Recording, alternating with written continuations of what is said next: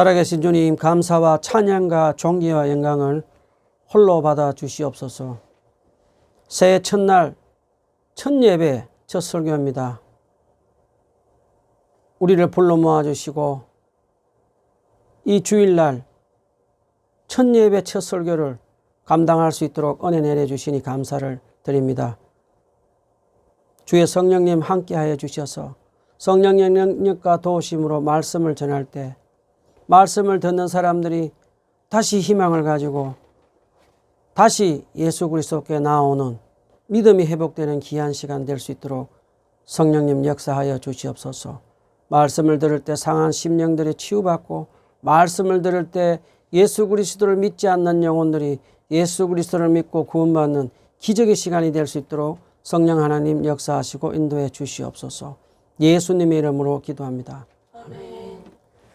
2020년 새해가 새롭게 시작되었습니다. 2022년 첫 설교는 이혜인 시인의 새해엔 이런 사람 되게 하소서라는 시로 시작을 해보겠습니다. 새해엔 이런 사람 되게 하소서. 이혜인. 평범하지만 가슴엔 별을 지닌 따뜻함으로 어려움 속에서도 절망하지 않고 신뢰와 용기로서 나아가는 기도의 사람 되게 하소서. 더도 말고 덜도 말고 정월의 보름달만큼만 환하고 둥근 마음 나날이 새로 지어 먹으며 밝고 맑게 살아가는 희망의 사람 되게 해 주십시오. 너무 튀지 않는 빛깔로 누구에게나 친구로 다가서는 이웃, 그러면서도 말보다는 행동이 뜨거운 진실로 앞서는 사랑의 사람 되게 해 주십시오. 오랜 기다림과 아픔의 열매인 마음의 평화를 소중히 여기며 화해와 용서를 먼저 실천하는 평화의 사람 되게 해 주십시오. 그날이 그날 같은 평범한 일상에서도 새롭게 이어지는 고마움이 기도가 되고 작은 것에서도 의미를 찾아 지루함을 모르는 기쁨의 사람 되게 해 주십시오. 자, 오늘은 누가복음 7장 18절에서 28절 말씀을 가지고 하나님의 말씀에 은혜를 나누도록 하겠습니다. 먼저 누가복음 18절에서 23절 말씀을 다 같이 한 목소리로 읽어봅시다. 누가복음 7장 18절로 23절 말씀을 다 같이 한 목소리로 읽어봅시다. 시작. 요한의 제자들이 이 모든 일을 요한에게 알렸다. 요한은 자기 제자 가운데서 두 사람을 불러 주님께로 보내어 선생님이 오실 그분입니까? 그렇지 않으면 우리가 다른 분을 기다려야 합니까? 하고 물어보게 하였다. 그 사람들이 예수께 와서 말하였다. 세례자 요한이 우리를 선생님께로 보내어 선생님이 오실 그분입니까? 그렇지 않으면 우리가 다른 분을 기다려야 합니까? 하고 물어보라고 하였습니다. 그때 예수께서는 질병과 고통과 악령으로 시달리는 사람을 많이 고쳐주시고 또 눈먼 많은 사람을 볼 수 있게 해주셨다. 예수께서 그들에게 이렇게 대답하셨다. 너희가 보고 들은 것을 가서 요한에게 알려라. 눈먼 사람이 다시 보고 다리 저는 사람이 걷고 나병 환자가 깨끗해지고 기먹은 사람이 듣고 죽은 사람이 살아나고 가난한 사람이 복음을 듣는다. 나에게 걸려 넘어지지 않는 사람은 복이 있다. 오늘 본문에 보면 세례 요한의 두 제자들이 예수님이 죽어가는 로마 백부장의 종을 살려주시고 또 죽어간 속에 있던 나인성 가부의 외아들을 살려주시는 기적을 행한 것을 세례 요한에게 보고를 합니다. 그러자 세례 요한은 예수님께 두 제자들을 보내서 자기가 그토록 기다리던 메시아가 맞는지 아니면 다른 메시아를 기다려야 하는지 예수님께 물어보라고 합니다. 여러분, 예수님이 정말 메시아인지 가서 물어보라고 질문을 하는 세례 요한의 말을 듣고 어떤 생각이 드십니까? 그동안 우리가 알고 있던 세례 요한인가 싶을 정도로 고개를 갸우뚱하게 합니다. 세례 요한은 어떤 사람입니까?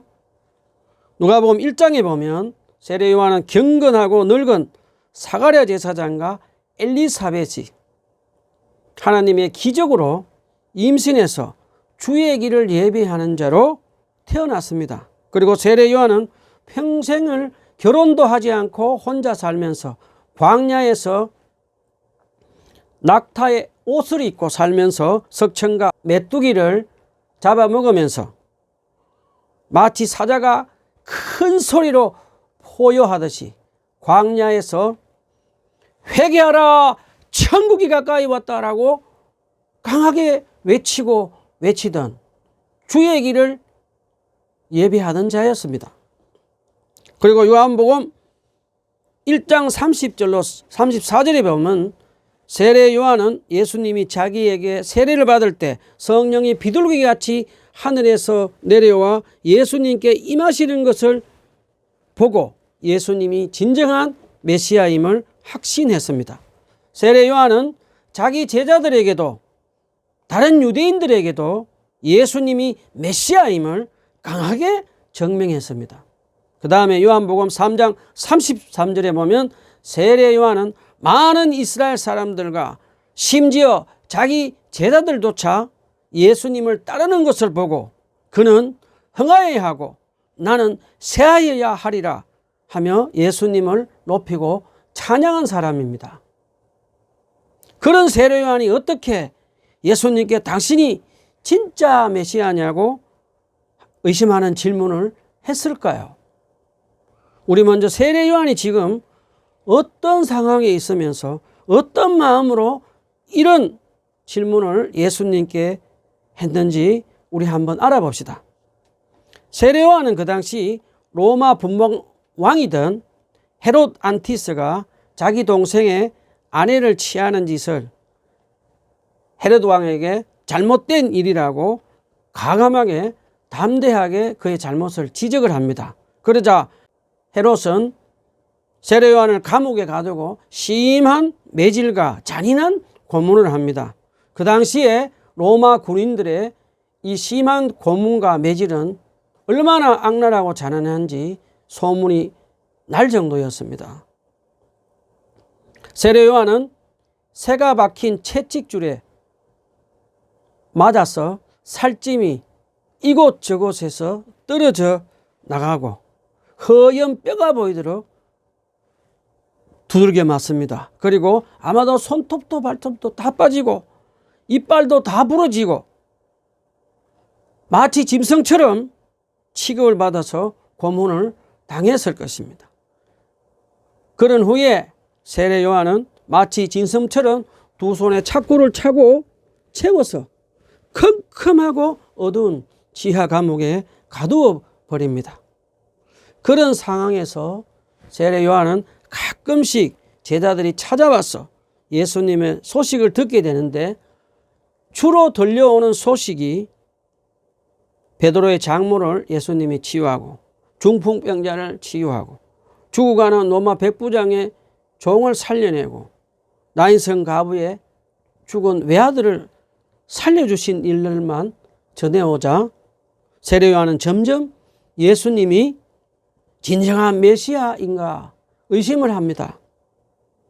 왜냐하면 세례 요한은 메시아가 오면 회개하지 않는 로마와 결탁한 헤롯 왕과 권력자들과 부자들 그리고 교만한 종교 지도자들도 심판을 하고 로마 식민지로부터 유대인들을 해방시키고 로마 시저가 유대인들에게 무릎을 꿇고 마치 다윗 왕국처럼 찬란하고 강력한 메시아 왕국을 이루어줄 것을 예수님께 기대했는데 예수님은 세례 요한의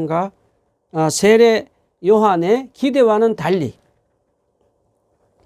예수님이 가난한 사람들에게 복음을 전하고 많은 질병으로 죽어가는 병자들을 치유하시고 귀신들을 내어 쫓는 그런 사역에 집중하시자 세례 요한은 그동안 자기가 예언한 메시아의 회개와 심판을 이루어지지 않자 세례 요한은 예수님이 내가 기다린 진정한 메시아인가 라는 의심이 생겼습니다.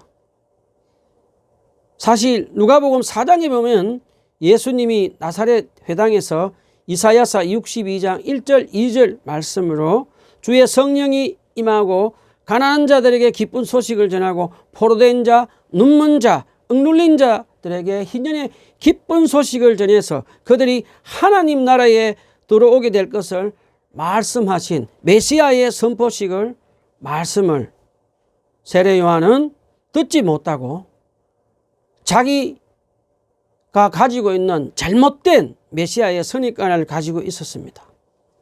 자, 예수님의 제자들 중에도 가룟 유다도 예수님이 메시아로 오셨기 때문에 로마로부터 구원해 주실 정치적인 힘과 권력을 가진 강력한 메시아로 로마로부터 유대인들을 구원해 주실 것을 기대했는데 예수님이 무력하게 십자가에 죽으신다는 것을 듣고 가룟 유다는 예수님을 배신하고 은 30냥에 예수님을 팔아넘겨 버립니다. 그리고 그렇게 예수님을 따라다니는 무리들도 메시아에 대한 잘못된 선입관을 가지고 예수님을 십자가에 못 박으시오, 십자가에 못 박으시오 라고 외치는 것을 봅니다. 세례 요한은 자기가 가진 메시아의 선입관 때문에 예수님이 메시아이심을 믿는 믿음이 의심이 생기고 말았습니다. 그래서 세례 요한은 지하 감옥 안에 갇혀서 가슴이 답답하고 터질 것만 같아서 예수님께 당신이 메시아이십니까? 라고 의심하는 질문을 두 제자들을 시켜서 예수님께 질문을 합니다. 그런데 우리 여기서 잠깐 생각을 한번 해봅시다. 세례 요한은 이 상황에서도 예수님이 진짜 메시아인지 그의 의심을 숨기지 않고 정직하게 예수님께 질문을 하는 것을 보면서 어떤 생각이 드십니까? 잘못된 메시아에 대한 선입관 때문에 실망하면 보통 사람들인 가룟 유다나 무리들처럼 예수님께 돌아서 버리거나 배반을 해버립니다.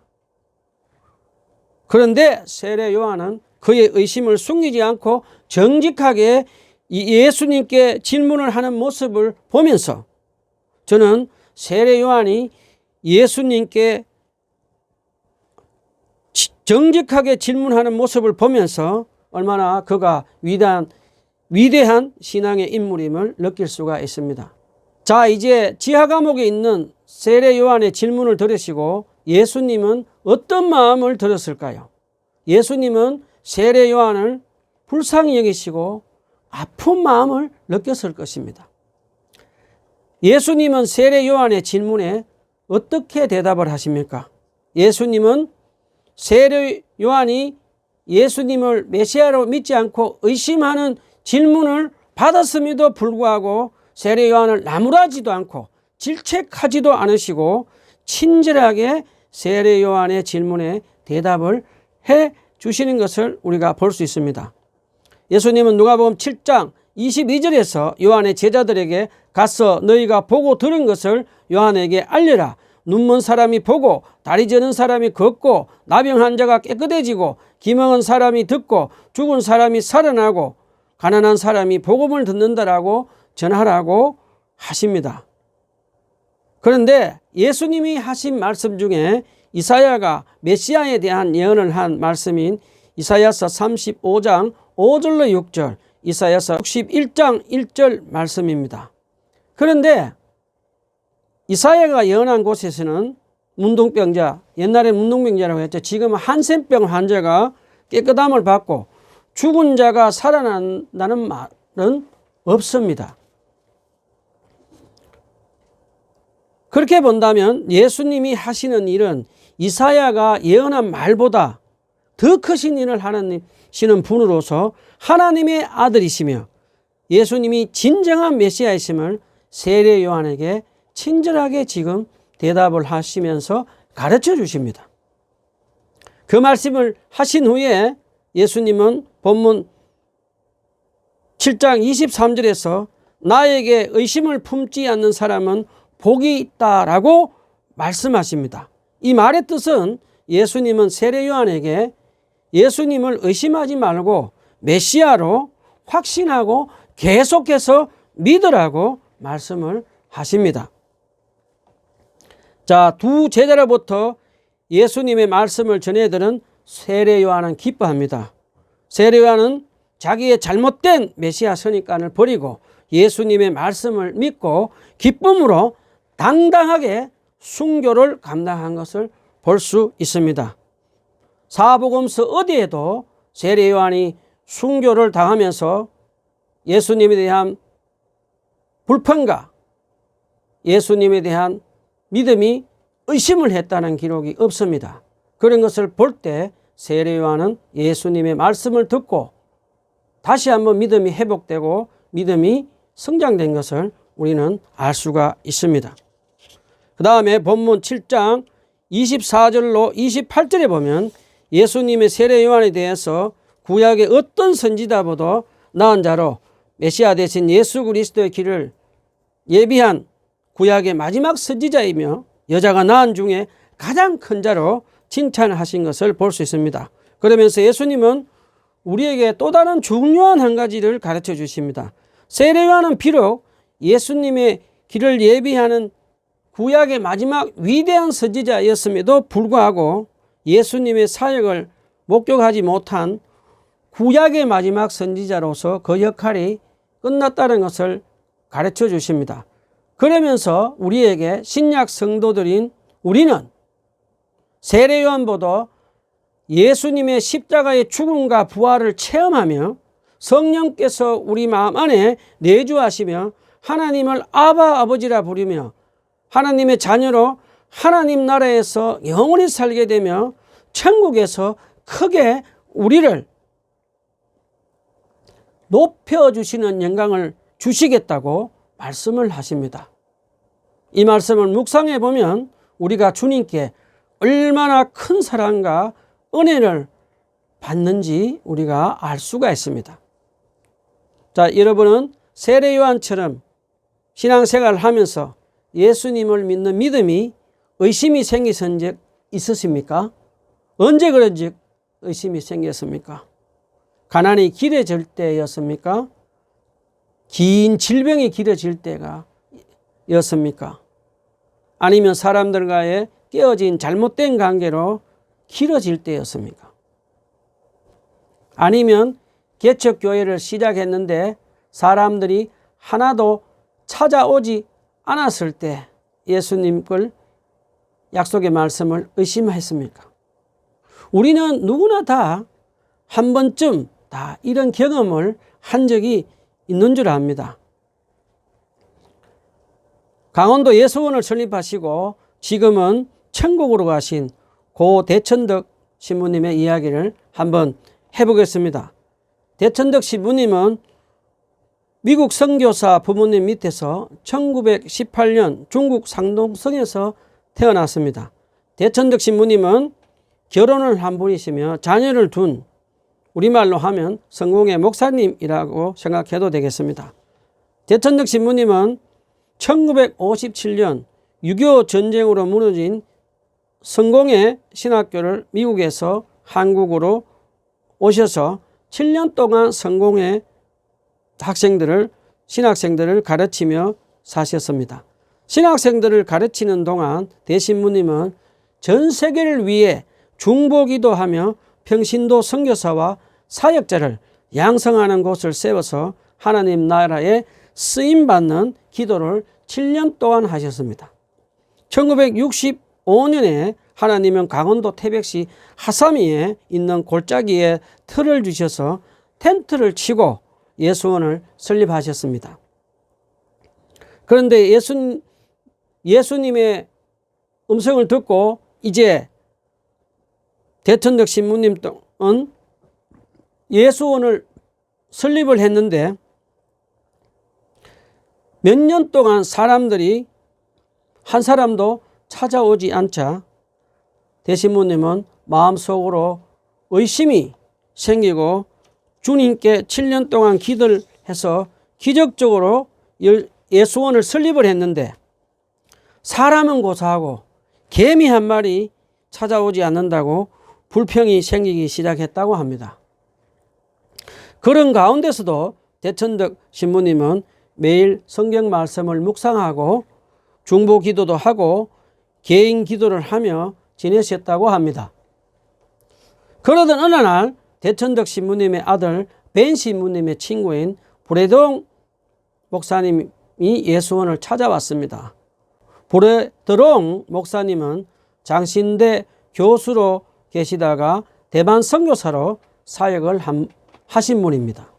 어느 날 대신부님이 브레드롱과 함께 일을 하는데 대신부님이 하나님을 의심하는 말과 불평하는 말을 듣고 깜짝 놀랐다고 합니다.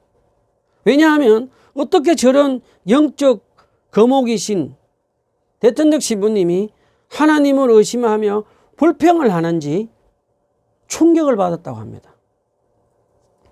그래서 브레드롱 목사님이 대신부님께 왜 예수원은 성령 세례를 가르치지 않느냐고 질문을 했다고 합니다.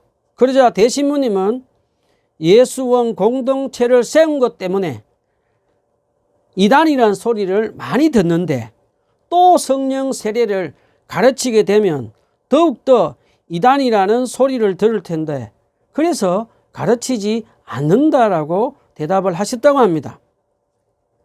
그러던 어느 날 대신부님은 평소 때와 똑같이 성경 말씀을 묵상하고 중보 기도를 하고 하루 일과를 마치고 저녁에 주님께 기도를 하는데 주님께서 대천적 신부님에게 너는 사람을 두려워하고 너는 나를 두려워하지 않느냐라고 하시면서 왜 너는 예수원에서 성령 세례를 가르치지 않느냐라고 말씀을 하십니다.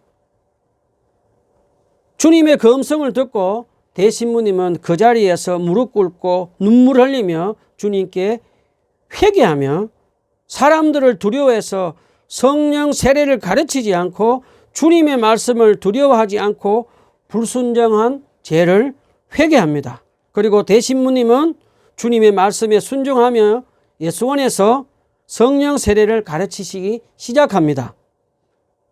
그런데 그 일 후에 마치 개미 한 마리 찾아오지 않던 예수원에 주님은 수많은 사람을 보내주셨다고 합니다. 그리고 제가 이제 예수원에 갔을 때는 대천적 신부님은 나이가 80세쯤 되었을 때입니다. 제가 거기서 생활하면서 눈으로 본 장면입니다. 대신부님은 나이가 80인 노고에도 불구하고 예수원에서 드려지는 하루 3번 예배에 빠짐없이 참석하시는 모습을 보여주셨습니다. 아침에 예배를 드리면서 하나님 말씀인 성경 말씀을 묵상하다가 깨달은 것이 있으면 플라스틱으로 된 자를 가지고 성경 말씀을 밑줄을 그으면서 우리에게 그 은혜 받은 말씀을 우리에게 나누어 주시는 것을 저는 기억하고 있습니다. 그 다음에 또 하루는 대천적 신부님이 목요일 날 은사 예배 때 1m 80이 넘는 90이 넘는 분이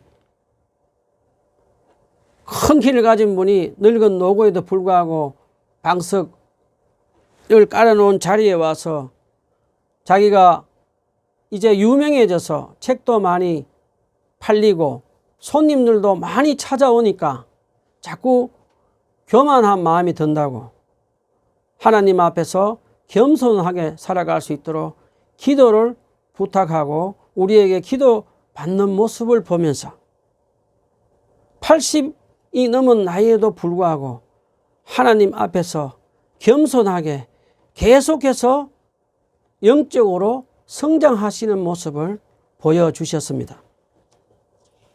저는 대통령 신부님을 보면서 좀 많은 것을 깨닫고 배울 수가 있었습니다. 자, 말씀을 정리합시다. 오늘은 신앙생활 하다가 잘못된 메시아 선입감 때문에 믿음에 의심이 생겨서 영적 성정이 멈추어진 세례 요한이 예수님께 정직하게 의심되는 질문을 하자 사랑과 자비가 풍성하신 예수님은 세례 요한에게 이사야서에 예언된 말씀과 그보다 더 큰 일을 이루신 분이심을 말씀하시며 본인이 하나님의 아들이시며 메시아이심을 가르쳐 주셔서 세례 요한이 다시 믿음을 회복시켜 주신 것을 배웠습니다.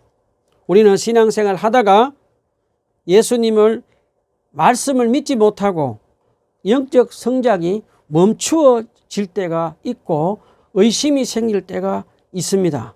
그럴 때는 우리는 정직하게 주님께 나아가서 기도로 의심되는 것을 주님께 질문해야 합니다. 그러면 주님께서 친절하게 우리의 기도에 응답해 주시는 것을 믿으시기를 부탁드립니다.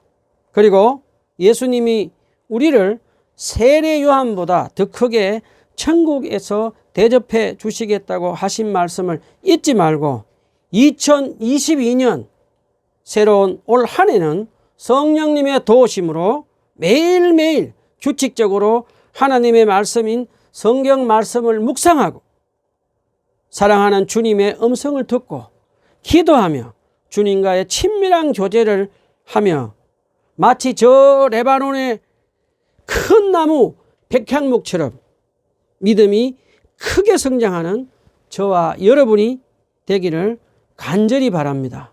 감사합니다. 기도합시다.